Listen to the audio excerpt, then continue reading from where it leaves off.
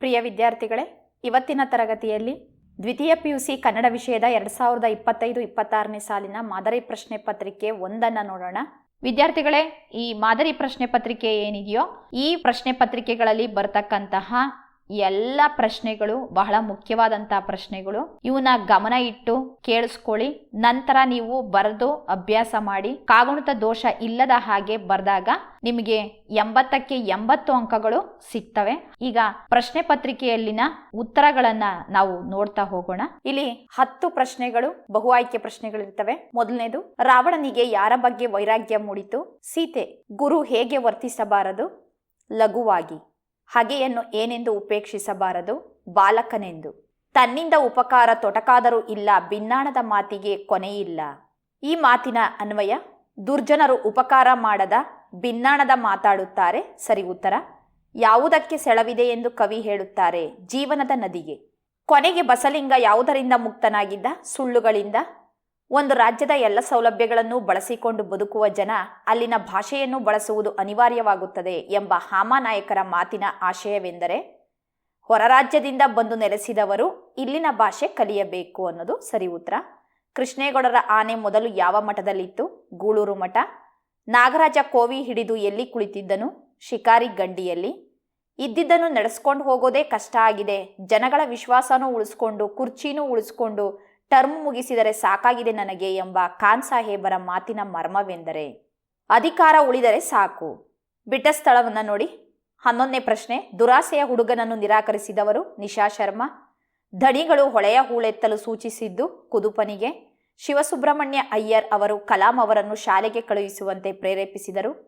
ಶೇಷನು ರಾಮಾಯಣದ ಕಥೆಯನ್ನು ವಾತ್ಸಾಯನನಿಗೆ ಮೊದಲಿಗೆ ಹೇಳಿದನು. ಪೆನ್ಷನ್ದಾರರಿಗೆ ಬಾಯಿ ಚಪಲ ಜಾಸ್ತಿ ಇರುತ್ತದೆ. ಇಲ್ಲಿ ಕೆಲವೊಂದು ಸರಿ ವೃದ್ಧರಿಗೆ ಅಂತ ಕೊಟ್ಟರೆ ವೃದ್ಧರಿಗೆ ಅಂತ ಅನ್ನೋದನ್ನೇ ಬರೀಬೇಕಾಗುತ್ತೆ. ನೋಡಿ, ಇಲ್ಲಿ ಇನ್ವರ್ಟೆಡ್ ಕಾಮ್ ಹಾಕಿ ಡಾರ್ಕ್ ಲೈನಲ್ಲಿ ಏನು ಇದೆಯೋ ಅದೆಲ್ಲನೂ ಉತ್ತರ ಆಗಿರುತ್ತೆ, ಅದನ್ನು ಗಮನಿಸ್ಕೊಳ್ಳಿ. ಈಗ ಹೊಂದಿಸಿ ಬರೆಯಿರಿ ಭಾಗವನ್ನು ನೋಡೋಣ. ಪುಲಿಗೆರೆ ಸೋಮನಾಥ, ಸೋಮೇಶ್ವರ ಶತಕ ಆತ ಬರೆದಿರೋ ಕೃತಿ. ಪುರಂದರದಾಸರು ಇವರ ಅಂಕಿತ ನಾಮ ಕೊಟ್ಟಿದ್ದಾರೆ ಪುರಂದರ ವಿಠಲ. KS ನಿಸಾರ್ ಅಹಮದ್ ಅವರ ಕೃತಿ ವ್ಯಕ್ತಿಪರ ಕವನಗಳು. T ಯಲ್ಲಪ್ಪ ಚಿಟ್ಟೆ ಮತ್ತು ಜೀವಯಾನ ಕೃತಿಯನ್ನು ಬರೆದಿದ್ದಾರೆ, ಅದೇ ಆಯ್ಕೆ ಕೃತಿ. ಸುಕನ್ಯಾ ಮಾರುತಿ ಒಮ್ಮೆ ನಗುತ್ತೇವೆ ಪದ್ಯವನ್ನು ಬರೆದಿರ್ತಕ್ಕಂಥ ಕವಯತ್ರಿ. ಹೀಗೆ ನೋಡಿ, ಆ ಪ್ರಶ್ನೆ ಸಂಖ್ಯೆ ಏನಿರುತ್ತೋ ಆ ಸಂಖ್ಯೆಯನ್ನು ಹಾಕಿ ಅವುಗಳ ಮುಂದೆ ಉತ್ತರವನ್ನು ಇದೇ ರೀತಿಯಾಗಿ ನೀವು ಪರೀಕ್ಷೆಗಳಲ್ಲಿ ಬರೀಬೇಕಾಗುತ್ತೆ. ಈಗ 2-3 ವಾಕ್ಯಗಳಲ್ಲಿ ಉತ್ತರಿಸ್ತಕ್ಕಂಥದ್ದನ್ನು ನೋಡೋಣ. ರಾವಣ ತನ್ನ ಅಂತಃಪುರದ ಸ್ತ್ರೀಯರನ್ನು ಹೇಗೆ ಸಂತೈಸಿದನು? ಮಂಡೋದರಿಯನ್ನು ಮತ್ತು ಸಮಸ್ತ ಅಂತಃಪುರದ ಸ್ತ್ರೀಯರನ್ನು ನೋಡಿದ ರಾವಣನು ಅವರನ್ನು ಉದ್ದೇಶಿಸಿ, ನಿಮಗೆ ಇಷ್ಟು ಅಪಮಾನವನ್ನುಂಟು ಮಾಡಿದ ಅಂಗದಾದಿಗಳನ್ನು ಹುಬ್ಬು ಗಂಟಿಕ್ಕುವಷ್ಟು ಸಮಯದಲ್ಲಿ ಸೆರೆ ಹಿಡಿದು ನಿಮ್ಮ ಮುಂದೆ ತಂದು ಅನೇಕ ಪ್ರಕಾರದಲ್ಲಿ ಅಥವಾ ಬಹು ಪ್ರಕಾರದಲ್ಲಿ ದಂಡಿಸುವುದರ ಮೂಲಕ ನಿಮಗಾದ ಅಪಮಾನವನ್ನು ಕಳೆಯುತ್ತೇನೆ ಎಂದು ಸಂತೈಸಿದನು. ವಿದ್ಯಾರ್ಥಿಗಳೇ ನೋಡಿ, ಇಲ್ಲಿ ಜೋಡಿ ಉದ್ಧರಣ ಚಿಹ್ನೆ ಈ ರೀತಿ ಹಾಕಿ ಬರಿಬೇಕು ನೀವು, ಆಗ್ಲೇನೆ ಈ ಉತ್ತರದ ಮೌಲ್ಯ ಹೆಚ್ಚಾಗುತ್ತೆ. ಪ್ರಶ್ನೆಯ 18, ವೀರ ಮತ್ತು ಯೋಗಿಗೆ ಯಾವ ಗುಣಗಳಿರಬೇಕು? ಇರಿಯುವ ಸಾಮರ್ಥ್ಯವಿದ್ದರೆ ವೀರನಾಗಬೇಕು ಮತ್ತು ಕಾಮ ಕ್ರೋಧಾದಿ ಅರಿಷಡ್ವರ್ಗವನ್ನು ಗೆಲ್ಲುವ ಸಾಮರ್ಥ್ಯವಿದ್ದರೆ ಯೋಗಿಯಾಗಬೇಕೆಂದು ಸೋಮನಾಥನು ಅಭಿಪ್ರಾಯಪಡುತ್ತಾನೆ. ಹುಸಿನಿದ್ದೆ ಸಾಕು ಎದ್ದೇಳಿ ಎಂದು ಕವಿ ಮಕ್ಕಳಿಗೆ ಹೇಳಲು ಕಾರಣವೇನು? ಕವಿಯು ಮಕ್ಕಳಿಗೆ ಹುಸಿನಿದ್ದೆಗಿದ್ದೆ ಸಾಕು ಎನ್ನುತ್ತಾನೆ, ಅಂದರೆ ಸೋಮಾರಿಯಾಗಬೇಡ ಎಂದು ಹೇಳುತ್ತಾರೆ. ನಿದ್ದೆಯಲ್ಲಿ ಜೀವನದ ಪ್ರಮುಖವಾದ ಸಮಯವನ್ನು ಹಾಳು ಮಾಡಿಕೊಳ್ಳಬೇಡಿ. ನಿದ್ದೆಯಿಂದ ಏನನ್ನೂ ಸಾಧಿಸಲು ಸಾಧ್ಯವಿಲ್ಲ. ಯೌವನಾವಸ್ಥೆಯಲ್ಲಿ ಕನಸು ಕಾಣುವುದು ಸಹಜವಾಗಿದೆ, ಆದರೆ ಬರೀ ಕನಸು ಕಾಣುವುದರಲ್ಲಿ ಕಾಲಹರಣ ಮಾಡದೆ ಸಾಧನೆಯಲ್ಲಿ ನಮ್ಮನ್ನು ನಾವು ತೊಡಗಿಸಿಕೊಳ್ಳಬೇಕೆಂದು ಕವಿ ಅಭಿಪ್ರಾಯಪಡುತ್ತಾರೆ. ಪ್ರಶ್ನೆ 20, ಶಿಲುಬೆಗೇರಿಸಿದವರ ಗುಣಗಳು ಇಂದು ಯಾವ ವೇಷ ತಾಳಿವೆ? ಶಿಲುಬೆಗೇರಿಸಿದವರ ಗುಣಗಳು ಕಾಲರಾಯನ ಗುಜರಿ ಸೇರಿಲ್ಲ, ಬದಲಾಗಿ ವೇಷ ಮರೆಸಿಕೊಂಡಿವೆ. ಅಧಿಕಾರದ ಬಲಿಷ್ಠ ಕೈಗಳು, ಎದೆಯಾಳದ ಮುಯ್ಯಿಗಳು, ರೈಫಲ್ಲು, ಟ್ಯಾಂಕು, ಬಾಂಬು, ಗ್ರನೇಡುಗಳು ದ್ವೇಷ ಹಿಂಸೆಯ ಹೊಸ ರೂಪಗಳನ್ನು ತಾಳಿವೆ. ಇಷ್ಟು ಪದ್ಯಕ್ಕೆ ಸಂಬಂಧಪಟ್ಟಂಗೆ. ಈಗ ಗದ್ಯ ಭಾಗದಲ್ಲಿ ನೋಡಿ. 21, ಡಾಕ್ಟರ್ ಚಂದ್ರಪ್ಪ ಬಸಲಿಂಗನಿಗೆ ಡಾಕ್ಟರ್ ತಿಮ್ಮಪ್ಪನ ಬಗ್ಗೆ ಕೊಟ್ಟ ಅಭಿಪ್ರಾಯವೇನು? ಡಾಕ್ಟರ್ ಚಂದ್ರಪ್ಪ ಬಸಲಿಂಗನ ಕಣ್ಣನ್ನು ಪರೀಕ್ಷಿಸಿ, ಡಾಕ್ಟರ್ ತಿಮ್ಮಪ್ಪನವರಿಂದ ಆಗದ ಕೆಲಸ ನನ್ನಂಥವರಿಂದ ಸಾಧ್ಯವಿಲ್ಲ. ನಮ್ಮ ವೈದ್ಯಲೋಕ ಬಲ್ಲ ಅತ್ಯಂತ ಪ್ರಾಮಾಣಿಕ ಪ್ರತಿಭಾವಂತ ಡಾಕ್ಟರು ತಿಮ್ಮಪ್ಪ. ಈ ಕಣ್ಣಿನ ರೋಗ ಅವರ ವಲಯಕ್ಕೆ ಸೇರಿದ್ದು. ನೀನು ಅವರನ್ನು ನೋಡಿದರೆ ಮಾತ್ರ ಇರುವ ಒಂದು ಕಣ್ಣು ಉಳಿಯುತ್ತೆ ಎಂದು ಹೇಳಿದರು. 22ನೇ ಪ್ರಶ್ನೆ, ತ್ರಿಭಾಷಾ ಸೂತ್ರದ ಬಳಕೆ ಹೇಗಿರಬೇಕು? ಕೇಂದ್ರ ಸರ್ಕಾರದ ಕಚೇರಿಗಳ ಎಲ್ಲ ಸೂಚನೆಗಳು, ಎಲ್ಲ ಫಾರಂಗಳು, ಎಲ್ಲ ಬರವಣಿಗೆಯ ವ್ಯವಹಾರಗಳು ಕ್ರಮವಾಗಿ ಪ್ರಾದೇಶಿಕ ಭಾಷೆ, ಹಿಂದಿ ಮತ್ತು ಇಂಗ್ಲಿಷ್ಗಳಲ್ಲಿರಬೇಕು. ಇದೇ ತ್ರಿಭಾಷಾ ಸೂತ್ರದ ಬಳಕೆ. 23ನೇ ಪ್ರಶ್ನೆ, ಕಲಾಂ ಅವರು ಹೇಳಿದ ಯಶಸ್ಸಿನ ಪಂಚಾಕ್ಷರಿ ಮಂತ್ರ ಯಾವುದು? ಕುತೂಹಲ, ಆಲೋಚನಾ ಶಕ್ತಿ, ಜ್ಞಾನ ಅಥವಾ ತಿಳಿವು, ಕಷ್ಟಪಟ್ಟು ಕೆಲಸ ಮಾಡುವುದು ಮತ್ತು ಗುರಿ ಸಾಧಿಸುವ ಛಲ. ಇವು ಕಲಾಂ ಅವರು ಹೇಳಿದ ಯಶಸ್ಸಿನ ಪಂಚಾಕ್ಷರಿ ಮಂತ್ರಗಳಾಗಿವೆ. ಹಳ್ಳಿಯ ಚಹಾದ ಪಳಾರದ ಅಂಗಡಿ ಎಂದರೆ ಹೇಗಿರುತ್ತದೆ? ಹಳ್ಳಿಯ ಚಹಾದ ಪಳಾರದ ಅಂಗಡಿ ಎಂದರೆ ಇಳಕಲ್ಲ ಸೀರೆ ಉಟ್ಟು ಗುಳೇದ ಗುಡ್ಡದ ಕುಬಸ ತೊಟ್ಟ ಹೆಣ್ಣಿದ್ದಂತೆ. ನೋಡಲು ಅಂದವಾಗಿರದಿದ್ದರೂ ಸ್ವರ್ಗ ಸುಖ ಕೊಡಬಲ್ಲದಾಗಿರುತ್ತದೆ. ಇದಿಷ್ಟು ಗದ್ಯಪಾಠಕ್ಕೆ ಸಂಬಂಧಪಟ್ಟಿದ್ದು. ಈಗ ದೀರ್ಘಗದ್ಯ ಕೃಷ್ಣೇಗೌಡರ ಆನೆ, ಇದಕ್ಕೆ ಸಂಬಂಧಪಟ್ಟ ಹಾಗೆ 2-3 ವಾಕ್ಯಗಳನ್ನು ನೋಡೋಣ. ಆನೆ ಸಾಕುವುದರ ಬಗ್ಗೆ ಜನರ ನಂಬಿಕೆ ಏನಾಗಿತ್ತು? ಕೃಷ್ಣೇಗೌಡ ಆನೆಯನ್ನು ತಂದಾಗ ಇಲ್ಲಿಗೆ ಅವನ ಕತೆ ಮುಗಿದಂತೆಯೇ ಎಂದು ಎಲ್ಲರೂ ತೀರ್ಮಾನಿಸಿದರು. ಆನೆ ಸಾಕುವುದು ಎಂದರೆ ಎಲೆಕ್ಷನ್ನಿಗೆ ನಿಂತ ಹಾಗೆ. ಮನೆ ಮಠ ಎಲ್ಲ ಹಾಳು ಮಾಡಿಕೊಂಡು ಹೆಂಡತಿ ಮಕ್ಕಳ ಬಾಯಿಗೆ ಮಣ್ಣು ಹಾಕುವ ಕ್ಷಿಪ್ರ ಮಾರ್ಗ ಅಂತಂದರೆ ವೇಗದ ದಾರಿ ಅಂತ. ಇದೆಂದು ಎಲ್ಲ ಜನರು ದೃಢವಾಗಿ ನಂಬಿದ್ದರು. 26ನೇ ಪ್ರಶ್ನೆ, ಜಬ್ಬಾರ್ ನಿರೂಪಕರಿಗೆ ಅಂಚೆ ವಿಲೇವಾರಿಯ ಬಗ್ಗೆ ಅಸಡ್ಡೆಯಾಗಿ ಏನು ಹೇಳಿದ? ಅಸಡ್ಡೆ ಅಂತಂದರೆ ತಿರಸ್ಕಾರದಿಂದ. ಜಬ್ಬಾರ್ ನಿರೂಪಕರಿಗೆ ಅಂಚೆ ವಿಲೇವಾರಿಯ ಬಗ್ಗೆ 3 ದಿನದಿಂದ ಪೋಸ್ಟ್ ಕೊಟ್ಟಿರಲಿಲ್ಲ. ಯಾವಾಗ ಆಕ್ಷೇಪಿಸಿದರೂ, ಅಯ್ಯೋ ಯಾವುದೋ ಮದುವೆ ಮನೆ ಕಾಗ್ದ ಸರ್, ನೀವೇನು ಹೋಗೋದಿಲ್ಲ ಏನಿಲ್ಲ, ಅವನ್ನ ಇವತ್ತು ಕೊಟ್ಟರು ಒಂದೇ ನಾಳೆ ಕೊಟ್ಟರು ಒಂದೇ ಎಂದು ಅಸಡ್ಡೆಯಿಂದ ಹೇಳಿದ. ಅಂದರೆ ತಿರಸ್ಕಾರದಿಂದ ಹೇಳ್ತಿದ್ದ. ಅಂದರೆ ಅವೇನು ಪ್ರಾಮುಖ್ಯತೆ ಇಲ್ಲ, ಅವನ್ನ ಕೊಟ್ಟರೂ ಆಗುತ್ತೆ ಕೊಡದೇ ಇದ್ರೂ ಆಗುತ್ತೆ ಅನ್ನೋ ರೀತಿಯಲ್ಲಿ ಹೇಳ್ತಿದ್ದ. 27ನೇ ಪ್ರಶ್ನೆ, ಹುಚ್ಚುನಾಯಿಗಳು ಆಸ್ಪತ್ರೆಯಲ್ಲಿ ಹೇಗೆ ವರ್ತಿಸುತ್ತವೆಂದು ಪುಟ್ಟಯ್ಯ ಹೇಳಿದನು? ಹುಚ್ಚುನಾಯಿಗಳು ಆಸ್ಪತ್ರೆಯಲ್ಲಿ ಮೇಜು ಕುರ್ಚಿ ಕಾಲಿಗೆಲ್ಲ ಕಚ್ಚುತ್ತವೆ. ಅದಕ್ಕೆ ತಲೆ ಕೆಟ್ಟು ಕಂಡಿದ್ದಕ್ಕೆಲ್ಲ ಕಚ್ಚುತ್ತವೆ. ಆನೆ ಚರ್ಮಕ್ಕೆ ಹಲ್ಲು ನಾಟೋದಿಲ್ಲ ನಿಜ, ಆದರೆ ಹಲ್ಲು ನಾಟಬೇಕೆಂದೇನೂ ಇಲ್ಲ ತಗೊಳ್ಳಿ. ಅದರ ಮೈ ಮೇಲೆ ಒಂದು ಸಣ್ಣ ಗೀರ್ಗಾಯ ಇದ್ರೂ ಸಾಕು, ಹುಚ್ಚುನಾಯಿ ಜೊಲ್ಲು ತಾಗಿದ್ರೆ ಇವತ್ತಲ್ಲ ಇನ್ನು 1 ವರ್ಷಕ್ಕಾದರೂ ಹುಚ್ಚು ಬಂದೇ ಬರುತ್ತದೆ ಎಂದು ಪುಟ್ಟಯ್ಯ ಹೇಳಿದ. ಪ್ರಶ್ನೆ 28, ಅರಣ್ಯ ಇಲಾಖೆಯವರು ನಾಗರಾಜನನ್ನು ಕುರಿತು ಏನೆಂದು ಜಾಹೀರಾತು ನೀಡಿದರು? ಅರಣ್ಯ ಇಲಾಖೆಯವರು ನಾಗರಾಜನ ಫೋಟೋವನ್ನು ಪತ್ರಿಕೆಗಳಲ್ಲಿ ಕೊಟ್ಟು, ಮನೆಯವರು, ಮೇಲಧಿಕಾರಿಗಳು ಹಾಗೂ ಊರಿನ ಜನರೆಲ್ಲ ನಿನ್ನದೇ ನಿರೀಕ್ಷೆಯಲ್ಲಿದ್ದಾರೆಂದು, ನಿನ್ನ ವಿರುದ್ಧ ಯಾವುದೇ ಕ್ರಮ ಅಥವಾ ಶೋಕಾಸ್ ನೋಟಿಸ್ ಅಥವಾ ತನಿಖೆ ನಡೆಸುವುದಿಲ್ಲವೆಂದು, ಈ ಮನವಿ ನೋಡಿದ ಕೂಡಲೇ ಎಲ್ಲಿದ್ದರೂ ಹಿಂತಿರುಗಿ ಬರತಕ್ಕದ್ದೆಂದು ಜಾಹೀರಾತು ನೀಡಿದರು. ಜಾಹೀರಾತು ಅಂದರೆ ಅಡ್ವರ್ಟೈಸ್ಮೆಂಟ್ ಅಂತ. ಈಗ ಸಂದರ್ಭ ಸೂಚಿಸಿ ಸ್ವಾರಸ್ಯ ಬರೆಯಿರಿ. 3 ಅಂಕಗಳ ಪ್ರಶ್ನೆಗಳನ್ನು ನೋಡೋಣ. ಕಲಿಭೀಮನೆ ಮಿಡುಕುಳ್ಳ ಗಂಡನು. ಆಯ್ಕೆ ನೋಡಿ.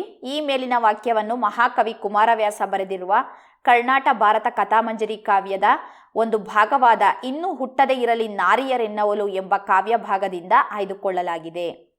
ವಿದ್ಯಾರ್ಥಿಗಳೇ, ವಾಕ್ಯ ರಚನೆ ಹೇಗಾದರೂ ಮಾಡಿ ಪದ್ಯದ ಹೆಸರು, ಕವಿಯ ಹೆಸರು, ಆಯ್ಕೆ ಕೃತಿ ಇವು 3 ಬಂದಿರಬೇಕಾಗುತ್ತೆ ಅಷ್ಟೇ. ಇದೇ ಥರ ಬರೀಬೇಕು ಅಂತ ಇಲ್ಲ, ಆ ಕಡೆ ಈ ಕಡೆ ಆಗಬಹುದು. ಸಂದರ್ಭ: ಕೀಚಕನಿಂದ ಅವಮಾನಿತಳಾದ ಅಥವಾ ಸಂತ್ರಸ್ತಳಾದ ದ್ರೌಪದಿ ತನ್ನ ಸಂಕಷ್ಟವನ್ನು ಪರಿಹರಿಸಬಲ್ಲ ವೀರರಾರೆಂದು ಯೋಚಿಸುತ್ತಾಳೆ. ಪರರಿಂದ ತೊಂದರೆಯಾದಾಗ ಮೊದಲು ತನ್ನ ಗಂಡನಲ್ಲಿ ದೂರಿಕೊಳ್ಳಬೇಕು. ಈಕೆಗೆ 5 ಪತಿಯರಿರುವುದರಿಂದ ಅವರಲ್ಲಿ ಯಾರು ತನ್ನ ಕಷ್ಟವನ್ನು ನಿವಾರಿಸುವ ಸಾಮರ್ಥ್ಯವುಳ್ಳವರೆಂದು ಯೋಚಿಸುತ್ತಾಳೆ. ಧರ್ಮರಾಜನಾಗಲಿ ಅರ್ಜುನನಾಗಲಿ ನಕುಲ ಸಹದೇವರಾಗಲಿ ಕೀಚಕನನ್ನು ಕೊಂದು ತನ್ನ ಕಷ್ಟವನ್ನು ನಿವಾರಿಸಲಾರರೆಂದು ಯೋಚಿಸಿ ಕೊನೆಗೆ ಭೀಮನೇ ತಕ್ಕವನೆಂದು ನಿರ್ಣಯಿಸುತ್ತಾಳೆ.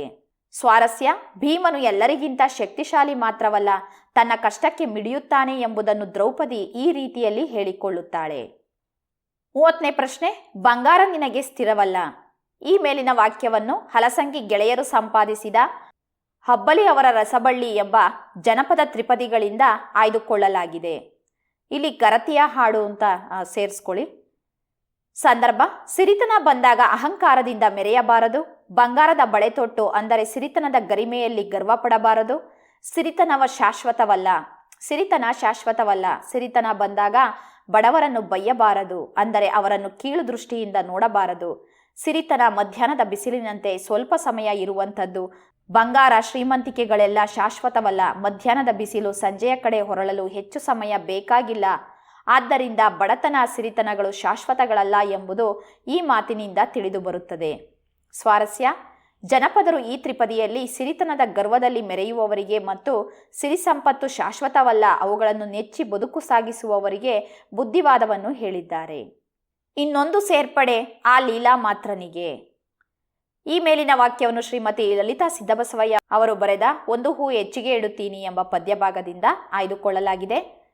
ವೃದ್ಧರನ್ನು ಗೌರವ, ಪ್ರೀತಿ, ಆದರಗಳಿಂದ ಕಾಣುವ ಮನೋಭಾವ ಕರ್ತವ್ಯ ಸೀಮಿತವಾಗಿರುವುದನ್ನು ಈಚಿನ ದಿನಗಳಲ್ಲಿ ಕಾಣಬಹುದು. ಕನ್ನಡ ನಾಡಿನಲ್ಲಿರುವ ದೊಡ್ಡ ಮಗನ ಹತ್ತಿರ ಇರುವ ಮುದುಕಿ ದೂರದ ಅಸ್ಸಾಮಿನಲ್ಲಿ ಸಣ್ಣ ಮಗನ ಹತ್ತಿರ ಇರುವ ಮುದುಕನಿಗೆ ಫೋನ್ ಮಾಡಿದಾಗಲೆಲ್ಲ ದೊಡ್ಡ ಮಗ ಮತ್ತು ಅವನ ಹೆಂಡತಿ ಮುದುಕಿಗೆ ಪದೇ ಪದೇ ಮಾತನಾಡಬೇಡ ಎಂಬ ತಾಕೀತನ್ನು ಮಾಡುತ್ತಾರೆ. ಅವರು ಮನೆಯಲ್ಲಿರುವಾಗ ಮುದುಕನ ಜೊತೆ ಮಾತನಾಡಲು ಸಾಧ್ಯವಾಗುವುದಿಲ್ಲ. ಆದ ಕಾರಣ ಮಗ ಕೆಲಸಕ್ಕೆ ಹೋದರೆ ಮೊಮ್ಮಗ ಮತ್ತು ಮೊಮ್ಮಗಳು ಶಾಲೆಗೆ ಹೋಗುತ್ತಾರೆ. ಇನ್ನು ಸೊಸೆಯೊಬ್ಬಳಿಗೆ ಮಾತ್ರ ಹೊರಗಿನ ಕೆಲಸ ಬರಲಿ ಎಂದು ದೈವ ಗುಟ್ಟೆ ಮಲ್ಲಪ್ಪನಿಗೆ ಒಂದು ಹೂ ಹೆಚ್ಚಿಗೆ ಇಡುತ್ತೀನಿ ನಿನ್ನ ಗಟ್ಟಿಪಾದಕ್ಕೆ ಎಂದು ಪ್ರಾರ್ಥಿಸುತ್ತಾಳೆ. ಸ್ವಾರಸ್ಯ: ಮುದುಕಿಯ ಇಂಥ ಒಂದು ಪ್ರಾರ್ಥನೆ ಎಲ್ಲ ಮನೆಗಳಿಂದಲೂ ಕೇಳಿ ಬರುತ್ತದೆ ಎಂಬ ಸ್ವಾರಸ್ಯವನ್ನು ಇಲ್ಲಿ ತಿಳಿಯಬಹುದು. ಈಗ ಗದ್ಯ ಭಾಗಕ್ಕೆ ಸಂಬಂಧಪಟ್ಟ ಹಾಗೆ ಸಂದರ್ಭ ನೋಡಿ. ಈ ಮುಟ್ಟುವಿಕೆ ನಾನು ಊಹಿಸದೇ ಇದ್ದದ್ದನ್ನು ಮಾಡಿದೆ. ಪಿ. ಲಂಕೇಶ್ ಅವರ ಸಮಗ್ರ ಕಥೆಗಳು ಎಂಬ ಕೃತಿಯಿಂದ ಆಯ್ದ ಮುಟ್ಟಿಸಿಕೊಂಡವನು ಎಂಬ ಕಥೆಯಿಂದ ಈ ವಾಕ್ಯವನ್ನು ಆರಿಸಿಕೊಳ್ಳಲಾಗಿದೆ. ಈ ಮಾತನ್ನು ಡಾಕ್ಟರ್ ತಿಮ್ಮಪ್ಪ ತನ್ನೊಳಗೆ ಹೇಳಿಕೊಳ್ಳುತ್ತಾರೆ ಅಥವಾ ತನ್ನಲ್ಲಿಯೇ ಹೇಳಿಕೊಳ್ಳುತ್ತಾರೆ. ಬಸಲಿಂಗನು ತನ್ನ ಅಜಾಗರೂಕತೆಯಿಂದ ಎಡಗಣ್ಣನ್ನು ಕಳೆದುಕೊಂಡನು. ಆದರೆ ಕೆಲವು ದಿನಗಳ ನಂತರ ಬಲಗಣ್ಣಿನಲ್ಲಿ ನೋವು ಆರಂಭವಾಯಿತು. ಆಗ ಅವನು ಆಸುಪಾಸಿನಲ್ಲಿ ಇದ್ದ ಡಾಕ್ಟರನ್ನೆಲ್ಲ ನೋಡಿದ. ಕೊನೆಗೆ ತನ್ನ ಉಡಾಫೆ ಶೈಲಿಯಲ್ಲೇ ತಿಮ್ಮಪ್ಪನವರನ್ನು ಕಂಡ. ಅವನಲ್ಲಾಗಿದ್ದ ಬದಲಾವಣೆಯನ್ನು ಗಮನಿಸಿದ ಡಾಕ್ಟರ್ ತಿಮ್ಮಪ್ಪನವರು ನೋವಿನಿಂದ, ಬಸಲಿಂಗಪ್ಪ, ನಾನು ನಿನ್ನನ್ನು ಮುಟ್ಟಿದ್ದು ವೈದ್ಯನಾಗಿ, ಆದರೆ ನಿನ್ನಂಥ ಮುಗ್ಧ ಮನುಷ್ಯನಲ್ಲಿಯೂ ಈ ಮುಟ್ಟುವಿಕೆ ನಾನು ಊಹಿಸದೇ ಇದ್ದುದನ್ನು ಮಾಡಿದೆ ಎಂದು ಹೇಳಿದರು. ಬಸಲಿಂಗನ ಕಾಯಿಲೆ ದೇಹದ ಮಟ್ಟದಿಂದ ಮಾನಸಿಕ ಸ್ತರವನ್ನು ತಲುಪತೊಡಗಿದ್ದನ್ನು ಗಮನಿಸಿ ತಿಮ್ಮಪ್ಪ ಮೇಲಿನ ಮಾತನ್ನು ಹೇಳಿದರು. ಸ್ವಾರಸ್ಯ: ಸಮಾಜದಲ್ಲಿನ ಜಾತೀಯತೆ ಕಂಡು ಡಾಕ್ಟರ್ ತಿಮ್ಮಪ್ಪನವರು ನೊಂದುಕೊಳ್ಳುವುದು ಇಲ್ಲಿನ ಸ್ವಾರಸ್ಯ. ವಿದ್ಯಾರ್ಥಿಗಳೇ, ಅಲ್ಲಲ್ಲೇ ಸ್ವಲ್ಪ ಕಾಗುಣಿತ ದೋಷ ಇದೆ, ಅದನ್ನು ಸರಿಪಡಿಸ್ಕೊಳ್ಳಿ. ನೋಡಿ, ಇಲ್ಲಿ 0 ಬರಬೇಕಾಯಿತು. ಟೈಪಿಂಗ್ ಮಾಡಬೇಕಾದ್ರೆ ಅದು ಹೊರಟೋಗಿದೆ. ಈಗ ಗದ್ಯ ಪಾಠದಿಂದ ನೋಡೋಣ. ಈ ಅದೃಷ್ಟ ನಿನಗೂ ಇತ್ತಲೇ. ಈ ವಾಕ್ಯವನ್ನು ನೇಮಿಚಂದ್ರ ಅವರು ಬರೆದಿರುವ ಆಯ್ಕೆ ಇದೆ ನಮ್ಮ ಕೈಯಲ್ಲಿ ಎಂಬ ಗದ್ಯ ಪಾಠದಿಂದ ಆಯ್ದುಕೊಳ್ಳಲಾಗಿದೆ. ಬದುಕು ಬದಲಿಸಬಹುದು ಆಯ್ಕೆ ಕೃತಿ. ನೇಮಿಚಂದ್ರರು ಈ ಮಾತನ್ನು ಹೇಳುತ್ತಾರೆ. ಲೇಖಕಿ ಸಂಶೋಧನೆ ಮುಗಿಸಿ ಕೆಲಸ ಹಿಡಿದು ಬ್ಯಾಂಕ್ ಸಾಲ ಪಡೆದು ಸಣ್ಣ ಫ್ಲಾಟ್ ಖರೀದಿಸಿ ಸ್ವಂತ ಮನೆ ಮಾಡಿಕೊಂಡು ನೆಮ್ಮದಿ ಜೀವನ ನಡೆಸುತ್ತಿದ್ದರು. ಒಂದು ದಿನ ಸೀತಾ ಮನೆಗೆ ಬಂದು ತನ್ನ ಗೋಳನ್ನು ಲೇಖಕಿಯ ಮುಂದೆ ತೋಡಿಕೊಂಡು, ನೀನು ಬಿಡೆ ತುಂಬ ಅದೃಷ್ಟವಂತೆ ಎಂದು ಹಲುಬಿದಳು, ಅಂದರೆ ದುಃಖಿಸಿದಳು ಅಂತ. ಆಗ, ಹೌದು, ನಾನು ಅದೃಷ್ಟವಂತೆ, ಎಷ್ಟು ಬೇಕಾದರೂ ಓದಿಸ್ತೇನೆ ಅಂದ ಅಪ್ಪ ಇದ್ದಾರಲ್ಲ, ಅದು ನನ್ನ ಅದೃಷ್ಟ. ಆದರೆ ಹುಚ್ಚಿ, ಈ ಅದೃಷ್ಟ ನಿನಗೂ ಇತ್ತಲ್ಲೇ ಎಂದು ಹೇಳಿದರು. ಲೇಖಕಿಯ ಹೇಳಿಕೆ ಸೀತಾಗೆ ಸರಿ ಕಾಣಲಿಲ್ಲ. ಅವಳಿಗೆ ಬದುಕೆಲ್ಲವೂ ಅದೃಷ್ಟದ ಆಟದಂತೆ ಕಾಣುತ್ತಿತ್ತು. ತನ್ನದು ಹಣೆ ಬರಹ, ದುರಾದೃಷ್ಟ ಅಂತ ಹಲುಬಿದಳು. ಯಾರೇ ಆಗಲಿ ಕಲಿಯುವ ಸಮಯದಲ್ಲಿ ಚೆನ್ನಾಗಿ ಓದಿ ಬದುಕನ್ನು ರೂಪಿಸಿಕೊಳ್ಳಬೇಕೆಂಬುದನ್ನು ಇಲ್ಲಿ ಲೇಖಕಿ ಹೇಳಿದ್ದಾರೆ. ಸೀತಾ ತನ್ನ ಜೀವನವನ್ನು ಸರಿಯಾಗಿ ನಿಭಾಯಿಸಿಕೊಳ್ಳಲು ಆಗದೆ ತನ್ನ ತೊಂದರೆಗಳನ್ನು ಹೇಳಿಕೊಳ್ಳುವುದು ಇಲ್ಲಿನ ಸ್ವಾರಸ್ಯ. ಕಬ್ಬಮಂ ಕಂಡಲ್ತೆ ಕಚ್ಚಳಿಯನಿತ್ತರ್ ಮುದ್ದಣ ಕವಿ ಬರೆದ ತಿರುಳುಗನ್ನಡದ ಬೆಳ್ನುಡಿ ಎಂಬ ಗದ್ಯ ಭಾಗದಿಂದ ಆರಿಸಿದ ರಾಮಾಶ್ವಮೇಧ ಎಂಬ ಕೃತಿಯಿಂದ ತೆಗೆದುಕೊಳ್ಳಲಾಗಿದೆ. ಮನೋರಮೆ ಈ ಮಾತನ್ನ ಮುದ್ದಣನಿಗೆ ಹೇಳುತ್ತಾಳೆ. ಮನೋರಮೆಯ ಈ ಮಾತುಗಳಲ್ಲಿ ಹೊಸ ಕಾಲದ ಕನ್ನಡ ಓದುಗರ ಅಪೇಕ್ಷೆ, ನಿರೀಕ್ಷೆಗಳನ್ನು ಕಾಣಬಹುದು. ಜಟಿಲವಾದ ಪದ್ಯದ ಬಗ್ಗೆ ತಿರಸ್ಕಾರ ಮತ್ತು ಸರಳವಾದ ಗದ್ಯದ ಬಗ್ಗೆ ಪುರಸ್ಕಾರದ ಮನೋಭಾವನೆಯನ್ನು ಇಲ್ಲಿ ಗುರುತಿಸಬಹುದು. ಪದ್ಯವು ಒದ್ಯವಾದುದು, ಅಂದರೆ ಅದು ಅಪ್ರಿಯವಾದುದು, ತಿಳಿದುಕೊಳ್ಳಲಿಕ್ಕೆ ಜಟಿಲವಾದುದು. ಆದ್ದರಿಂದ ಹೃದಯಮಪ್ಪ, ಅಂದರೆ ಹೃದಯಕ್ಕೆ ತಲುಪುವ, ಸರಳವಾಗಿ ಅರ್ಥವಾಗುವ, ಮನಸ್ಸಿನ ಮೇಲೆ ಪರಿಣಾಮ ಬೀರುವ ಗದ್ಯದ ದಾಟಿಯಲ್ಲಿ ಕಥೆಯನ್ನು ಹೇಳೆಂದು ಮನೋರಮೆ ಮುದ್ದಣನನ್ನು ಕೇಳಿದಳು. ಪತಿಪತ್ನಿಯರ ನಡುವಿನ ಮಧುರ ಬಾಂಧವ್ಯ ಇಲ್ಲಿನ ಸ್ವಾರಸ್ಯ. ದೀರ್ಘಗದ್ಯ. ಡ್ರೈವರಣ್ಣ ಎತ್ಲಾಗಿ ಹೋದ, ಇಲ್ಲೇ ಇದ್ದನಲ್ಲ. ಕೆ.ಪಿ. ಪೂರ್ಣಚಂದ್ರ ತೇಜಸ್ವಿ ಅವರು ಬರೆದ ಕಿರಗೂರಿನ ಗಯ್ಯಾಳಿಗಳು ಕೃತಿಯಿಂದ ಆರಿಸಿದ ಕೃಷ್ಣೇಗೌಡನ ಆನೆ ಎಂಬ ದೀರ್ಘಗದ್ಯದಿಂದ ತೆಗೆದುಕೊಳ್ಳಲಾಗಿದೆ. ಕ್ಲೀನರ್ ನಾಯರ್ ಗೊಣಗುತ್ತಾ ಈ ಮೇಲಿನ ಮಾತನ್ನು ಹೇಳುತ್ತಾನೆ. ರಾತ್ರಿ ಶರಾಬಿನ ನಿಶಾದಲ್ಲಿದ್ದ ವೇಲಾಯುಧನಿಗೆ ಲಾರಿಗೂ ನಾಟಾಗಳಿಗೂ ಹಗ್ಗ ಬಿಗಿದು ಕಟ್ಟಿದ್ದು ಬಿಚ್ಚಬೇಕೆಂದು ಮರೆತೇ ಹೋಯಿತು. ಹಿಂದು ಮುಂದು ನೋಡದೆ ಆನೆಗೆ ಲಾರಿ ಮೇಲಿನ ದಿಮ್ಮಿಗಳನ್ನು ತಳ್ಳಿ ಉರುಳಿಸಲು ಹೇಳಿದ. ಲಾರಿಯ ಕ್ಯಾಬಿನ್ನಲ್ಲಿ ಇಟ್ಟಿದ್ದ ಮಣಬಾರದ ಜಾಕ್ ದೊಪ್ಪನೆ ಡ್ರೈವರಣ್ಣನ ತಲೆಯ ಮೇಲೆ ಬಿದ್ದ ಹೊಡೆತಕ್ಕೆ ಅವನ ತಲೆ ಜಜ್ಜಿ ಕಮಕ್ಕಿಮಕ್ಕೆನ್ನದೆ ಪರಂಧಾಮಕ್ಕೆ ಹೋದ. ಇದರಿಂದ ಲಾರಿ ಧಡಾರ ಉರುಳಿದ ಸದ್ದು ಕೇಳಿ ಏನಾಯ್ತೆಂದು ಗಾಬರಿಯಾದ ಶಿವೇಗೌಡರು, ಲಾರಿ ಕ್ಲೀನರು ಎಲ್ಲ ಓಡಿ ಬಂದರು. ಉರುಳಿ ಬಿದ್ದಿರುವ ಲಾರಿ ನೋಡಿ ಕಂಗಾಲಾಗಿ ಹೋದರು. ಕ್ಲೀನರ್ ನಾಯರ್ ಹಗ್ಗ ಬಿಚ್ಚುವ ಬದಲು ಯಾರನ್ನೋ ಹುಡುಕುತ್ತಿರುವುದು ಕಂಡಿತು. ಏನೆಂದು ಹೇಳಿದಾಗ ಮೇಲಿನ ಮಾತನ್ನು ಗೊಣಗಿದ. ಚಹಾ ಕುಡಿಯಲು ಹೋಗಿದ್ದ ಕ್ಲೀನರ್ ನಾಯರ್ಗೆ ಡ್ರೈವರನ್ನು ಸತ್ತಿರಬಹುದು ಎಂಬ ಸಂಶಯ ಬಂದಿರುವುದೇ ಈ ಮಾತಿನ ಸ್ವಾರಸ್ಯವಾಗಿದೆ. ಮುನ್ಸಿಪಾಲ್ ಪ್ರೆಸಿಡೆಂಟ್ ಆಗಿ ಊರನ್ನು ಸ್ವಚ್ಛವಾಗಿಡೋದು ನಿಮ್ಮ ಕರ್ತವ್ಯ. ಆಯ್ಕೆ ಗೊತ್ತಿದೆ, ಬರಿತೀರಾ? ಈ ಮಾತನ್ನು ನಿರೂಪಕರು ಖಾನ್ ಸಾಹೇಬರಿಗೆ ಹೇಳಿದ್ದಾರೆ. ಖಾನ್ ಸಾಹೇಬರು ಹೇಳುತ್ತಾ, ಏನ್ ಮಾಡ್ತೀರಿ, ಜನಕ್ಕೆ ತಿಳುವಳಿಕೆ ಕಡಿಮೆ, ಸುಮ್ಮನೆ ಸುಳ್ಳು ಆಪಾದನೆ ಮಾಡುತ್ತಾರೆ, ನಾಯಿಗಳು ಎಲ್ಲಿಂದ ಬರುತ್ತವೆಂದು ಯೋಚಿಸುವುದಿಲ್ಲ ಎಂದು ಸಿದ್ಧ ಉತ್ತರಗಳನ್ನು ನೀಡುತ್ತಿದ್ದರು. ಈ ಉತ್ತರಗಳಿಂದ ನಿರೂಪಕರ ಸಿಟ್ಟು ಸ್ವಲ್ಪ ಹೆಚ್ಚಿ, ಖಾನ್ ಸಾಹೇಬರೇ, ಸಣ್ಣ ಪುಟ್ಟ ವಿಷಯಗಳನ್ನೆಲ್ಲ ತೆಗೆದುಕೊಂಡು ಬಂದು ಧರ್ಮಕ್ಕೆ ಗಂಟು ಹಾಕಿ ಸುಮ್ಮನೆ ಕಾಂಪ್ಲಿಕೇಟ್ ಮಾಡುತ್ತಿದ್ದೀರಿ ಎಂದು ಈ ಮೇಲಿನ ಮಾತಿನಂತೆ ಅವರ ಕರ್ತವ್ಯವನ್ನು ತಿಳಿಸಿದ್ದಾರೆ. ಇಲ್ಲಿ ಲೇಖಕರು ಕರ್ತವ್ಯವನ್ನು ಎಚ್ಚರಿಸಲು ಬಂದಾಗ ಪ್ರೆಸಿಡೆಂಟರು ಸರ್ಕಾರಿ ವ್ಯವಹಾರದ ರೀತಿ ಮಾತನಾಡುತ್ತಾರೆ. 4 ಅಂಕದ ಪ್ರಶ್ನೆಗಳು. ಪ್ರಮದವನದಲ್ಲಿ ರಾವಣ ಸೀತೆಯರ ನಡುವೆ ನಡೆದ ಸಂಭಾಷಣೆಯನ್ನು ವಿವರಿಸಿ ಅಂತ ಇದೆ ನೋಡಿ. ಇಲ್ಲಿ ಸೀತೆಯನ್ನು ನೋಡಬೇಕು ಅಂತ ಅಂದ್ಬಿಟ್ಟು ರಾವಣ ವೇಗವಾಗಿ ಬರ್ತಾ ಇರ್ತಾನೆ. ಅವನು ಬರ್ತಾ ಇರೋದನ್ನ ರಾಕ್ಷಸ ಸ್ತ್ರೀಯರು ಅವನಿಗೆ ತೋರಿಸ್ತಾರೆ. ಆಗ ಸೀತೆ ರಾವಣನನ್ನ ನೋಡೋದಿಲ್ಲ, ಒಂದು ಹುಲ್ಲು ಕಡ್ಡಿಯನ್ನ ಅಡ್ಡಲಾಗಿ ಇಟ್ಕೊಂಡು ಮಾತಾಡ್ತಾಳೆ. ಅಂದರೆ ರಾವಣ ಅವನ ಐಶ್ವರ್ಯ, ಸಂಪತ್ತು, ಅವನ ವೇಷಭೂಷಣ, ಅವನ ಅಲಂಕಾರ ಅದೆಲ್ಲ ಅವಳಿಗೆ ಒಂದು ಹುಲ್ಕಡ್ಡಿಗೆ ಸಮಾನ ಆಯಿತು ಅಂತ ಹೇಳ್ಬೋದು. ಪತಿಯಲ್ಲಿಯೇ ಪ್ರಾಣವನ್ನು ಇರಿಸ್ಕೊಂಡಿದ್ದಂತಹ ಸೀತೆಯ ಸದ್ಭಾವನೆ ಇಲ್ಲಿ ಕವಿ ಹೊಗಳ್ತಾರೆ. ಅಂತಹ ಪುಣ್ಯವಂತ ಸ್ತ್ರೀಯರು ಬೇರೆ ಯಾರಿದ್ದಾರೆ ಅಂತ ಪ್ರಶ್ನೆ ಮಾಡ್ತಾರೆ ಕವಿ.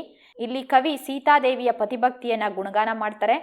ರಾವಣ ತನ್ನ ಹತ್ತಿರ ಬಂದರೆ ನಾನು ಅವನ ಬಾಯಿಂದ ರಾಮ ಲಕ್ಷ್ಮಣರ ಬಗ್ಗೆ ಏನಾದರೂ ಕೆಟ್ಟ ಸುದ್ದಿಯನ್ನು ಕೇಳಬೇಕಾಗುತ್ತೇನೋ ಅಂತ ಸೀತೆ ಮನಸ್ಸಿನಲ್ಲಿ ಹೆದರುಕೊಳ್ತಾಳೆ.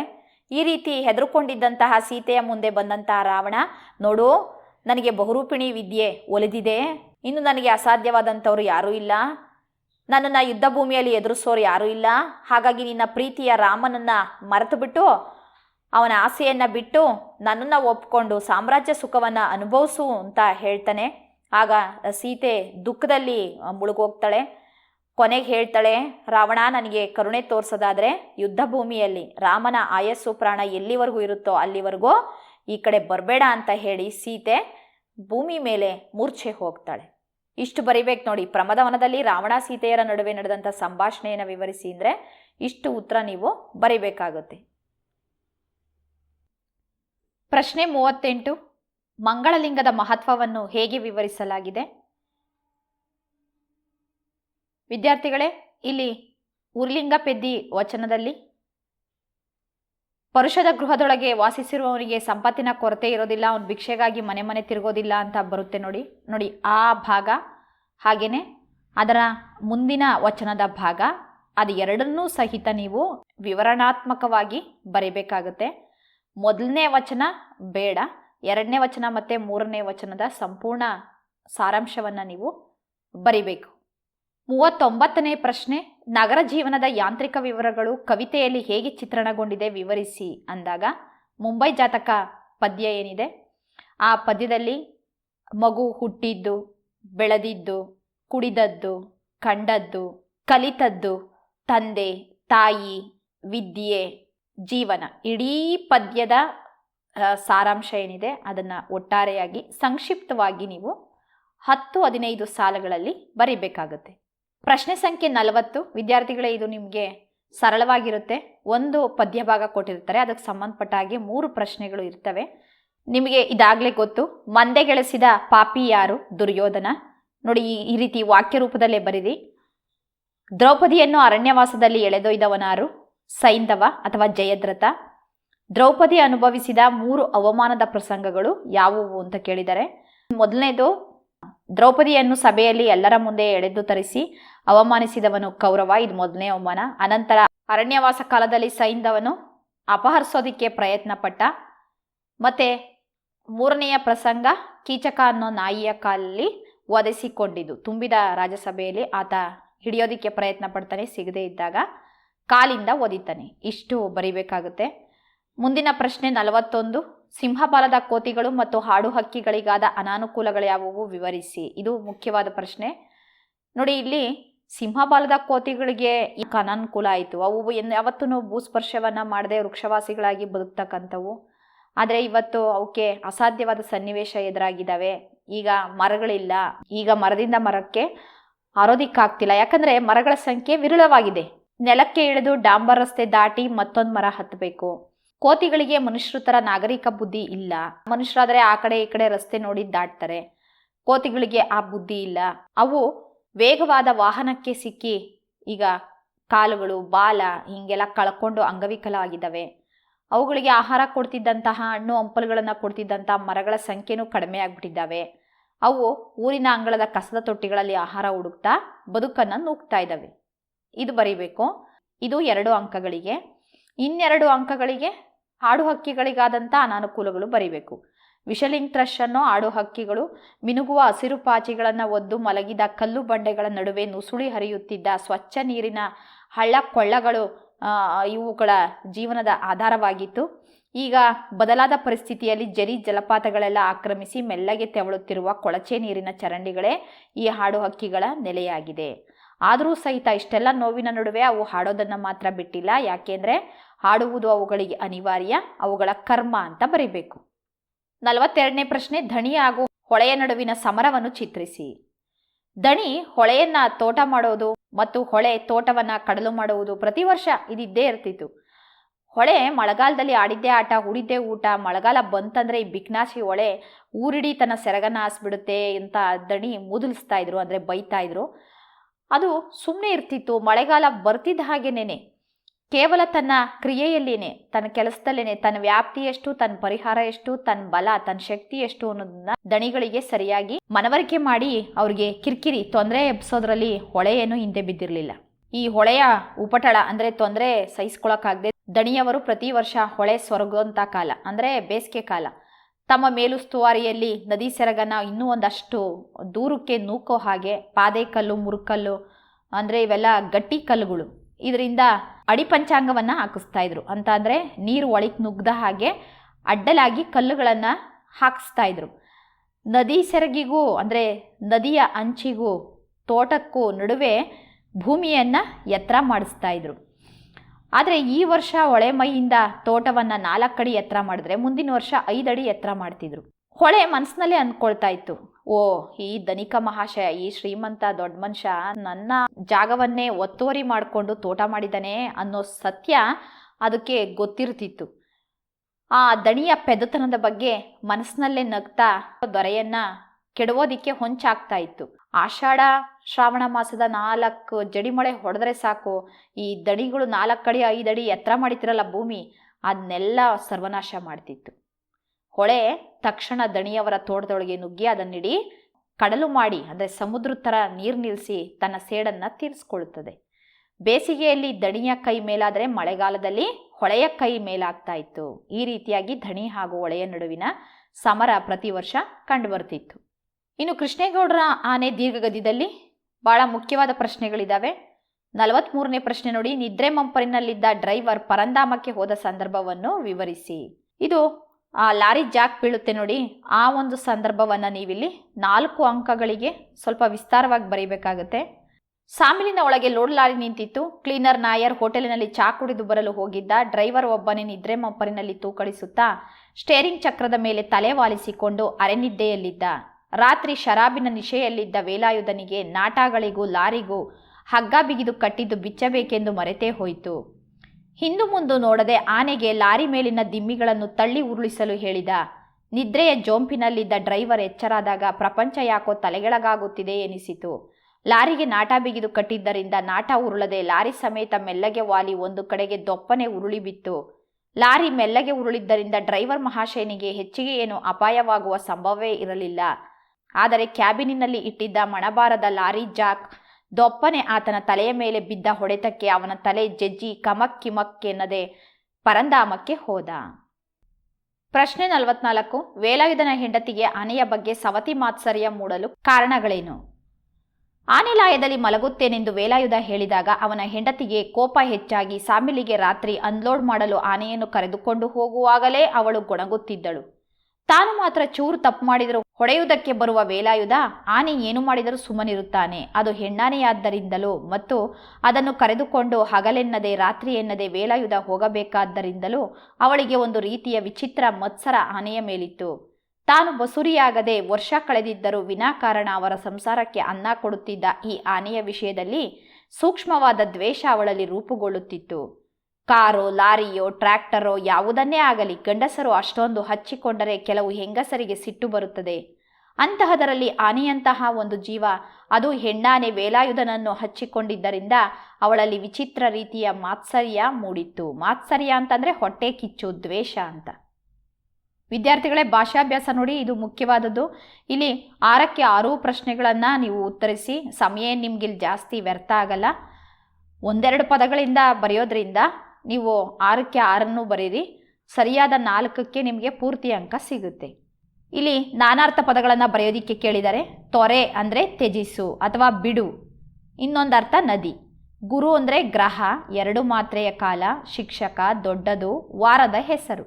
ಕಲಿ ಅಂದರೆ ಶೂರ, ಒಂದು ಯುಗದ ಹೆಸರು, ಕಲಿಯುವುದು ಅಂತಲೂ ಆಗುತ್ತೆ. ಗುಣವಾಚಕ ಪದಗಳನ್ನು ಬರೆಯೋದಿಕ್ಕೆ ಕೇಳಿದ್ದಾರೆ ನೋಡಿ. ಹುಸಿನಿದ್ದೆ ಹುಸಿ, ಗೂಗೆ ಮರಿ ಮರಿ, ಬೆಳ್ಳಿ ಲೋಟ ಬೆಳ್ಳಿ. ಧಾತುರೂಪ ನಿಂದರು ನಿಲ್ಲು, ಬಂದಿತು ಬರು, ಕುಣಿದನು ಕುಣಿ. ಇಲ್ಲಿ ಕ್ರಿಯಾಪದಗಳ ಕಾಲವನ್ನು ಗುರುತಿಸಿ ಬರೆಯೋದಿಕ್ಕೆ ಕೇಳಿದರೆ, ಹಾಡುವಳು ಭವಿಷ್ಯತ್ ಕಾಲದಲ್ಲಿದೆ, ಕೇಳುತ್ತಾರೆ ವರ್ತಮಾನ ಕಾಲ, ಹೋದರು ಭೂತಕಾಲ. 2 ವಿಭಕ್ತಿ ಪ್ರತ್ಯಯಗಳನ್ನು ಹೆಸರಿಸಿ ಎಂದಿದ್ದಾರೆ ನೋಡಿ.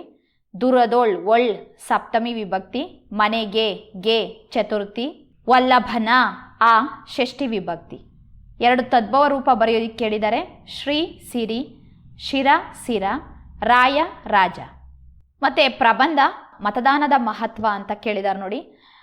ಇದಕ್ಕೆ ಪೀಠಿಕೆ ನೋಡಿ ಹೀಗೆ ಬರೀಬೇಕು. ಆಮೇಲೆ ವಿಷಯದ ವಿವರಣೆಯನ್ನು ಹಂತ ಹಂತವಾಗಿ ಬರಿತಾ ಹೋಗಬೇಕು. ಹಾಗೆಯೇ ಗಮನಿಸ್ಕೊಳ್ಳಿ.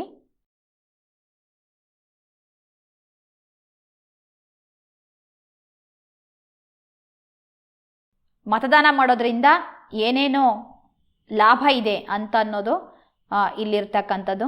ಇದನ್ನೆಲ್ಲ ನೋಡ್ಕೊಳ್ಳಿ.